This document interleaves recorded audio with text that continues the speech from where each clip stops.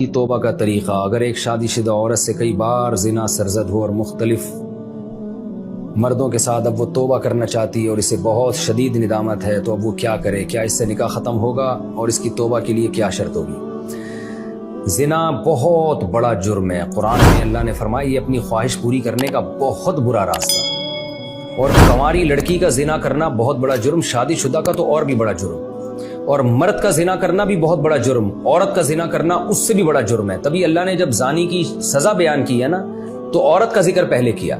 قرآن ہر چیز میں مرد کو پہلے ذکر کرتا ہے، عورت کا بعد میں۔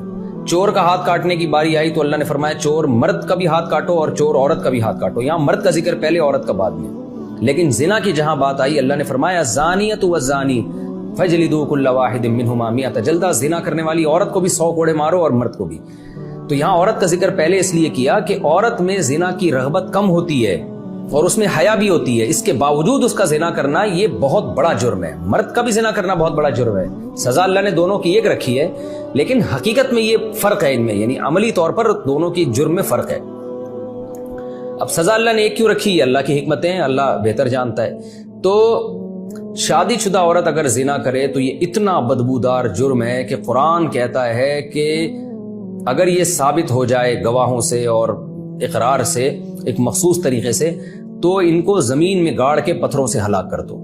اس لیے بھائی اگر کسی عورت سے بھی یہ جرم ہوا ہے یا مرد سے تو یہ بہت بڑا جرم ہے، ہلکا نہیں ہے۔ اب اسلامی حکومت نہیں ہے، لہذا اللہ نے پردہ ڈالا ہوا ہے اگر جرم کے اوپر، تو اب سزا تو جاری نہیں ہوگی رجم والی، اور وہ اپنے اوپر خود سے جا کے جاری کروانا بھی کوئی شریعت میں اچھا کام نہیں ہے۔ اب یہ ہے کہ چھپ کے گڑ گڑا کے اللہ سے بہت زیادہ توبہ کرے۔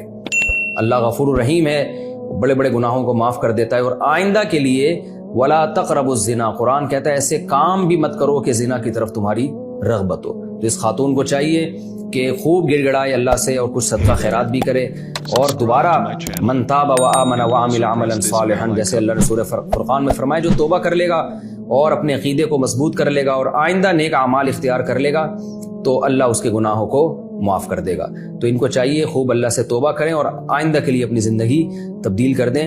اللہ غفور الرحیم ہے، اور اس پھر سچی توبہ کرنے کے بعد اس جرم کو بھول جائیں، نہ کسی کے سامنے تذکرہ کریں، نہ خود سوچیں ایسے جیسے کبھی کیا ہی نہیں ہے، ایسے اپنے بارے میں یہ ذہن میں رکھیں کہ جیسے میں نے کبھی یہ کیا ہی نہیں ہے، بار بار اس کو سوچیں نہیں۔